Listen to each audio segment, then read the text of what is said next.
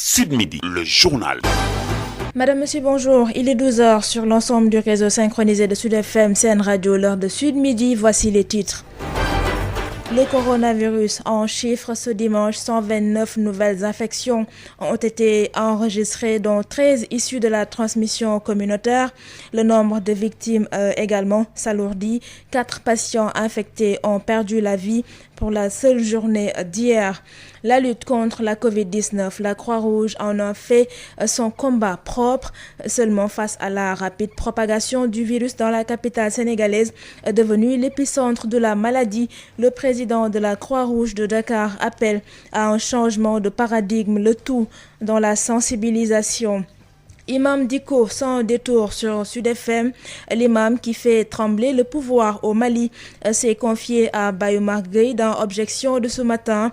La crise au Mali, analysée sous tous ses angles, les déclarations de Imam Mahmoud Dicko, leader politico-religieux, leader du mouvement M5 RFP, à suivre dans ce 12h. L'actualité internationale et la rétrospective des faits marquants de la semaine avec Josette Kali vont boucler cette édition. Mise en onde par Hassan Choun.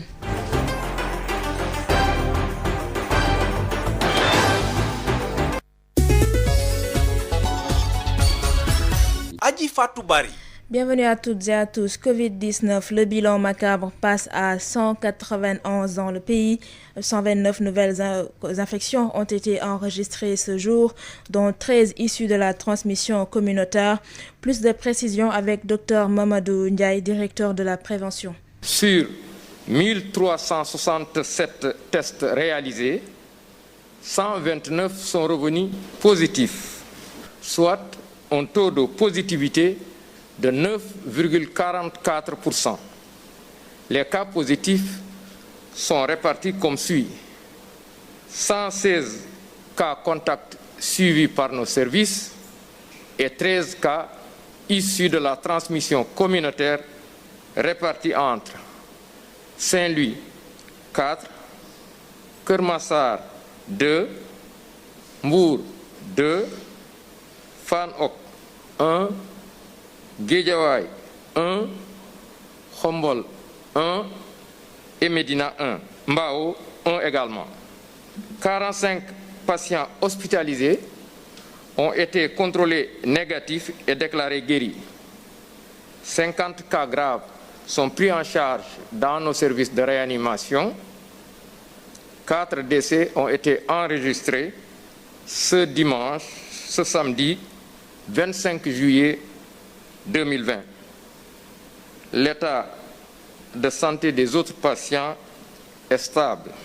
À ce jour, 9 681 cas ont été déclarés positifs, dont 6 409 guéris, 191 décédés et donc 3 080 sous traitement. Le ministère de la Santé et de l'Action sociale présente ses condoléances aux familles éplorées et souhaite un prompt rétablissement aux patients encore hospitalisés dans nos services. Le ministère de la Santé et de l'Action sociale exhorte les populations au respect strict des mesures de prévention individuelle et collective qui font appel au respect des mesures barrières, notamment la distanciation physique d'au moins 1 mètre dans les lieux publics et rassemblements, le port obligatoire de masques, le lavage fréquent des mains. Le ministère de la Santé et de l'Action sociale recommande aux patients suivis dans nos services pour maladies chroniques de respecter les traitements et les rendez-vous. Également, que les enfants poursuivent la vaccination dans le calendrier vaccinal conformément aux directives données par le programme, mais également demande instamment aux femmes enceintes et aux accouchées récentes de respecter les consultations pré- et postnatales. Vous venez d'entendre Dr Mamadou Ndiaye, directeur de la prévention, qui nous faisait le point sur l'évolution de la pandémie. Ce dimanche, 129 nouvelles contaminations ont été enregistrées, dont 13 issues de la transmission communautaire. 4 personnes ont également perdu la vie. La Croix-Rouge continue de jouer sa partition dans la lutte contre la Covid-19 face à l'accélération des cas positifs et de décès à Dakar, devenu l'épicentre de la maladie. Le président de la Croix-Rouge de Dakar appelle à un changement de paradigme dans la sensibilisation et une meilleure implication des jeunes dans cette bataille. Je vous propose d'écouter Astako Sek, président de la Croix-Rouge de Dakar, et Bokar Gueye, deuxième vice-président de la Croix-Rouge de Dakar, au micro de El Hadj Moussa Thiam. Nous sensibilisons aujourd'hui en changeant un peu de paradigme, parce que nous nous sommes rendus compte qu'il y a un relâchement absolu au niveau de toute la ville de Dakar, et subséquemment il y a une remontée, une grande accélération des cas, parce que nous avons jugé que la communication n'était pas bonne. On a fait croire aux jeunes qu'ils allaient mourir, or en réalité les jeunes ne meurent pas du Covid. Or le taux de mortalité de moins de 30 ans est nul. En réalité, les jeunes sont plus ou moins invulnérables au Covid. Par contre, les parents ne le sont pas et sont en train de partir en masse. Donc nous avons pensé qu'il était important de changer un peu le discours et de promouvoir une certaine solidarité avec les aînés, de ne plus nous mettre en danger, non pas parce qu'on est en danger, mais pour ne pas mettre en danger les aînés. Donc voilà le sens aujourd'hui de cette sensibilisation, et nous voulons le faire porte à porte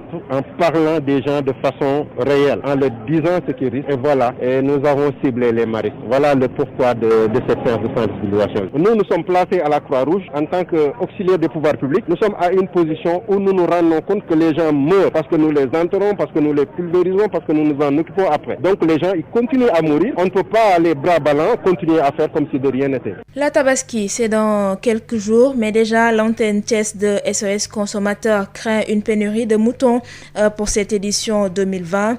À quelques jours de cette grande fête musulmane, les prix grimpent, installant la psychose chez les consommateurs qui parlent d'échec du ministre de l'Élevage et des productions animales.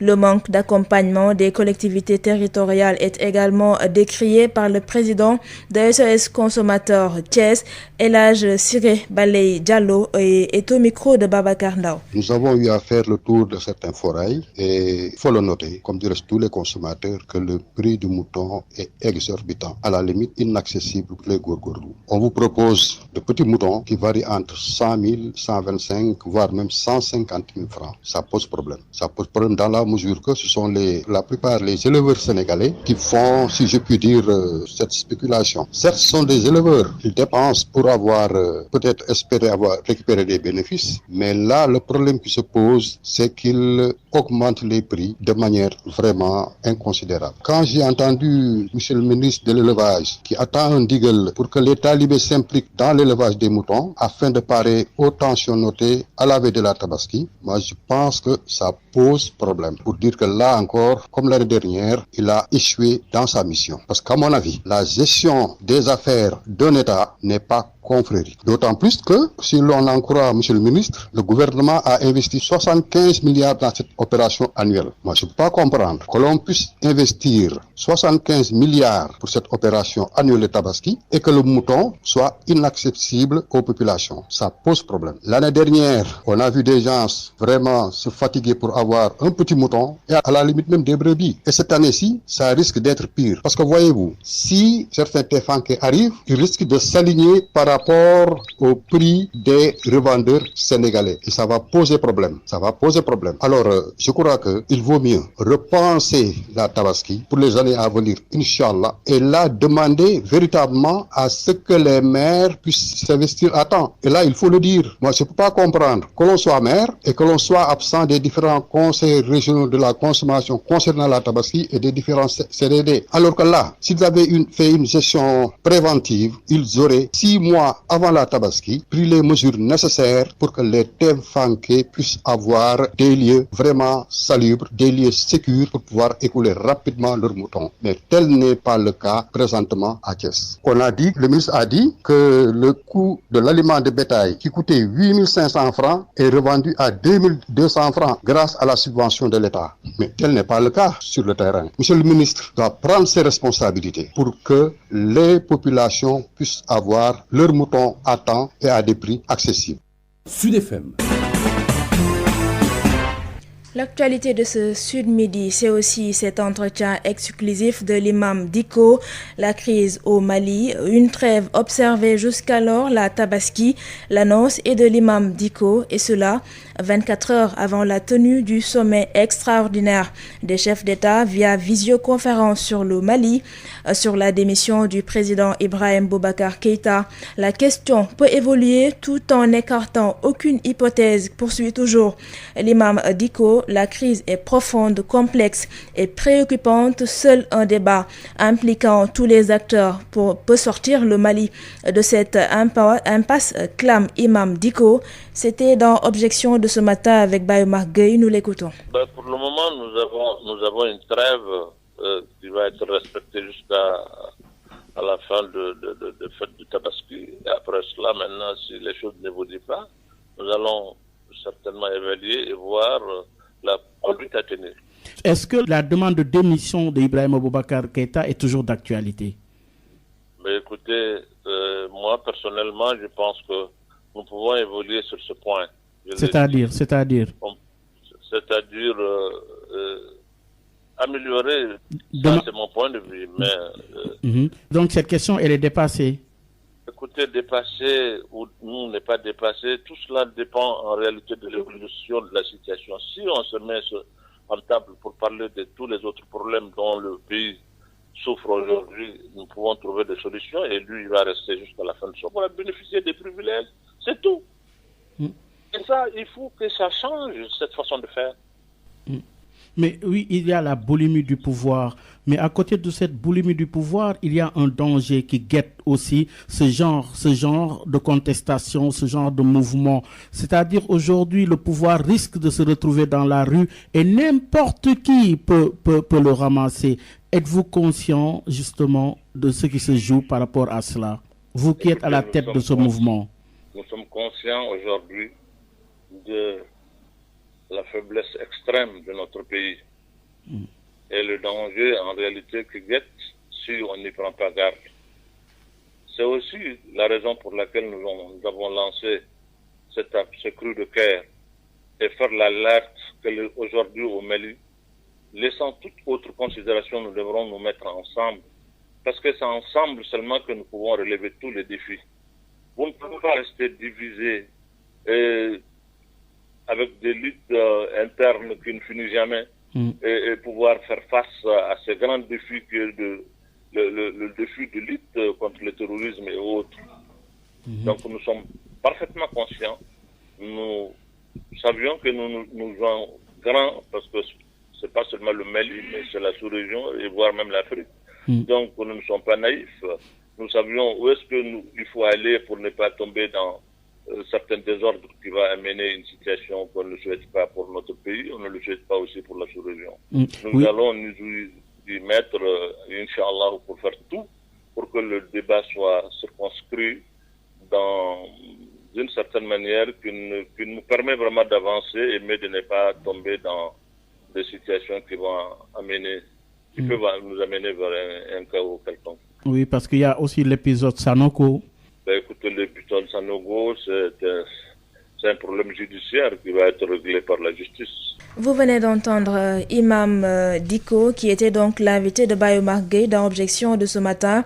Imam Mahmoud Dicko, leader politico-religieux et chef du mouvement de contestation dénommé le mouvement du 5 juin, Rassemblement des forces patriotiques. Imam Dicko qui est revenu en long et en large sur la crise au Mali. Un entretien donc que vous pourrez suivre en intégralité sur www.sudfm-radio.com. Et puis pour le représentant du CIRID, le Centre indépendant de recherche et d'initiative pour le dialogue, c'est très tôt de parler d'échec et quand même Imam Dicko, chef de file de la contestation, ne souhaite pas franchir la ligne rouge. Le CIRID propose ainsi la désignation de 2 médiateurs anglophones et francophones pour le sommet extraordinaire prévu après la Tabaski. Maodo Malick Mbaye, que nous écoutons avec Radisen. D'abord, nous devons fier chandelle au groupe Sud Communication et à la radio privée Sud FM de nous avoir gratifiés de cet entretien exclusif avec l'imam Dicko, qui est le chef, sinon spirituel, de cette grande mobilisation de contestation. Ce que nous disons, c'est qu'il est trop tôt de parler d'échec, même s'il n'y a pas encore une réussite actée. Je le dis tout simplement parce qu'à entendre l'imam Dicko, lui-même, il a une ligne rouge qu'il souhaiterait pas dépasser en tant que chef de file de la contestation. Maintenant, ce qu'il souhaite, c'est être écouté convenablement, parce que dialoguer, pour nous, ce n'est pas nier ses convictions. Dialoguer, ce n'est pas dealer, mais dialoguer, c'est gérer les antagonismes de manière apaisée. Et c'est ce que semble nous dire l'imam Dicko. Donc, nous souhaitons un plein succès au sommet de demain. Et ce que nous, CIRID, nous proposons, c'est que dès demain, la désignation de médiateurs désignés, de médiateurs exclusifs autour de cette crise au Mali. Et nous croyons qu'il y a au moins 2 chefs d'État qui peuvent être désignés, l'un anglophone, l'autre francophone, pour pouvoir poursuivre cette crise, écouter toutes les protagonistes, ne rien faire dans la précipitation et se dire, écoutez, de part et d'autre qu'il y a une ligne à ne pas franchir, c'est cette ligne demandant la démission d'Ibrahim Boubacar Keïta. Mais nous souhaitons, nous le CIRID, en tout cas une réussite totale à cette mission qui n'est ni politique ni partisane, mais qui intéresse toute la sous-région ouest africaine. C'était Maodo Malick Mbaye, représentant du CIRID, le Centre indépendant de recherche et d'initiative pour le dialogue, qui donc réagissait suite à l'entretien de Imam Dicko avec Bayomar Gueye dans Objection de ce matin à 12h, passé de 19 minutes, place à l'actualité internationale. Que nous démarrons par la Côte d'Ivoire, où le Premier ministre par intérim Ahmed Bakayoko demande avec insistance à Alassane Ouattara de se porter candidat à l'élection présidentielle du 31 octobre 2020 afin, dit-il, de maintenir le climat de paix, de sécurité et de cohésion sociale dans le pays. Déclaration faite donc hier au siège du parti à Abidjan lors d'une réunion des cadres et élus du district de Woroba au nord-ouest, au nom, dit-il, de ses élus et des militants RHDP de la région.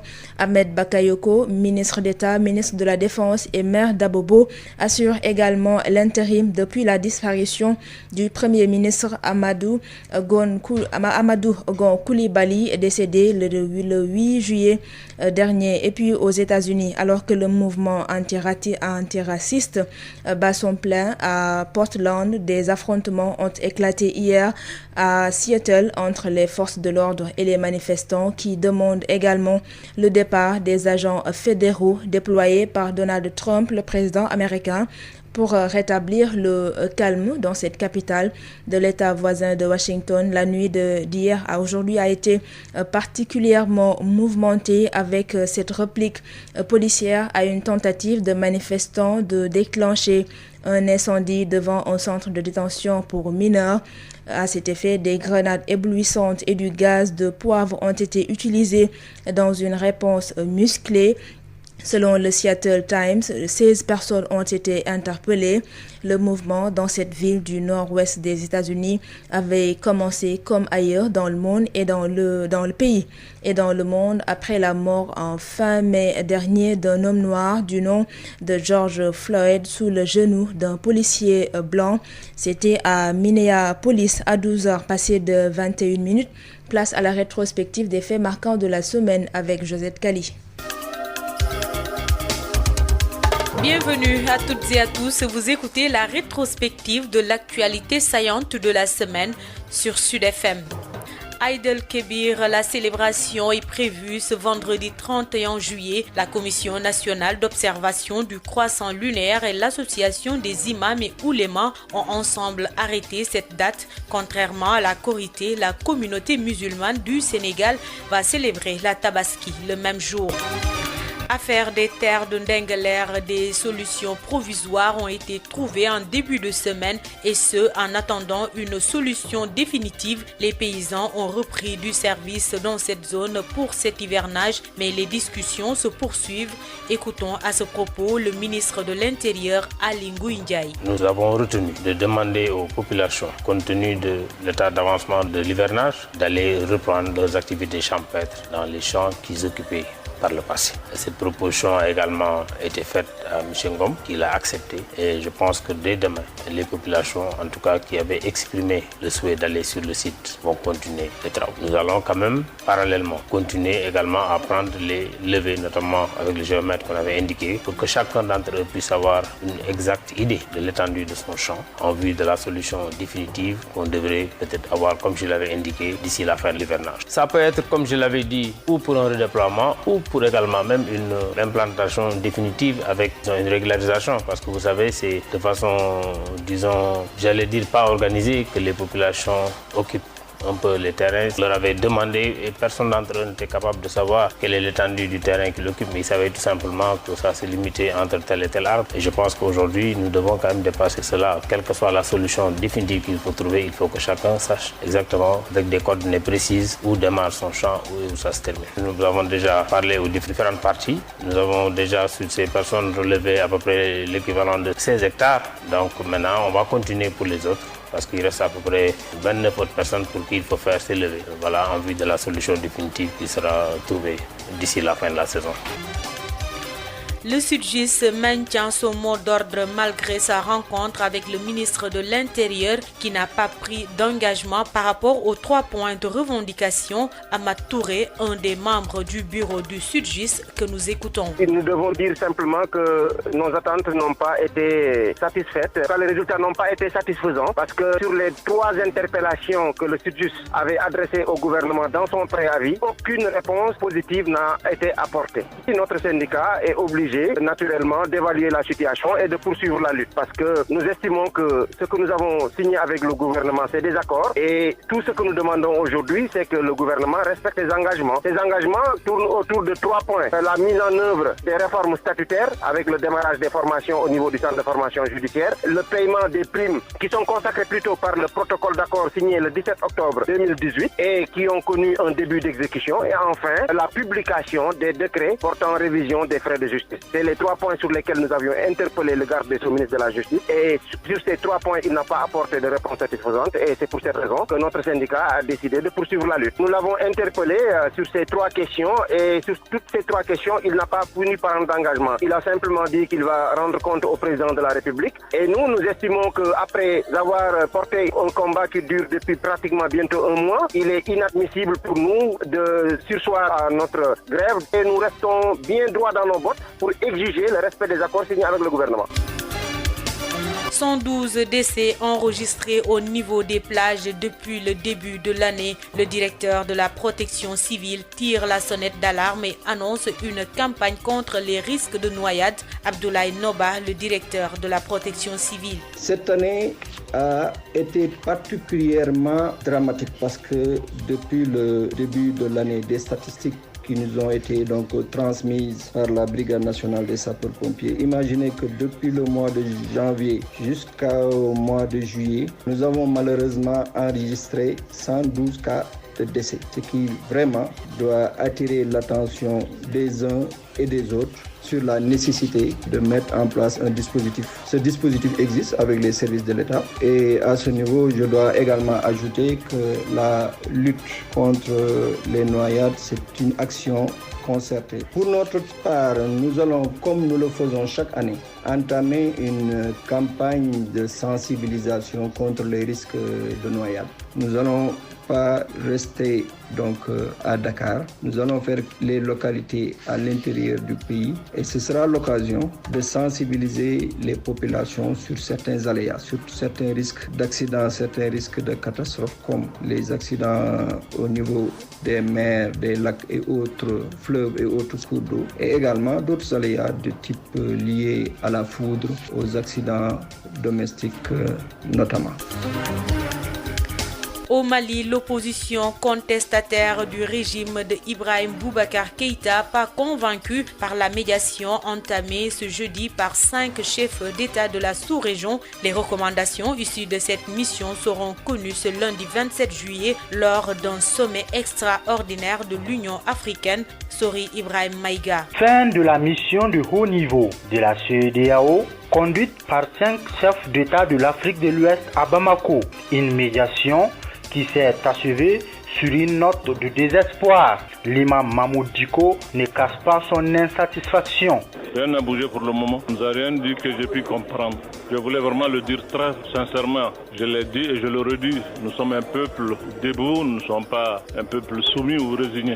Moi je le dis, je préfère mourir martyr que de mourir traître. Les jeunes gens qui ont perdu leur vie ne l'ont pas perdu pour rien. Et si vraiment ce qu'on nous a dit, c'est à cause de cela qu'ils se sont réunis, je pense que rien n'a été fait pour le moment. Mahamadou Youssoufou, président en exercice de la CEDEAO, fonde beaucoup d'espoir sur cette médiation. J'ai l'espoir qu'il y aura un compromis, parce que j'ai coutume de dire que nos peuples n'ont qu'un seul ennemi. L'ennemi principal de nos peuples, que ce soit le peuple malien, le peuple du Sahel et de manière générale le peuple de la CEDEAO, c'est la pauvreté et le terrorisme aujourd'hui qui pose un vrai problème de sécurité à l'ensemble de la région de la CEDEAO. Donc je suis convaincu que tous les acteurs sont conscients de cela. Soutenir un pays frère en difficulté était l'une des motivations du chef de l'État sénégalais, Macky Sall. Nous sommes venus en tant que chef d'État de la CEDEAO voir le président Ibrahim Boubacar Keïta, voir également les partis concernés pour apporter vraiment la paix, le salut et faire en sorte que le Mali reprenne vraiment le travail pour la stabilité du pays mais aussi de toute la sous-région. Cette troisième grande mission de la CEDEAO n'a pas comblé les attentes du M5 RFP, que l'a fait savoir dans un communiqué après les rencontres. Il a affirmé attendre les résultats de cette médiation en début de semaine prochaine à l'occasion d'un sommet extraordinaire de l'Union africaine pour être statué sur la marche à suivre.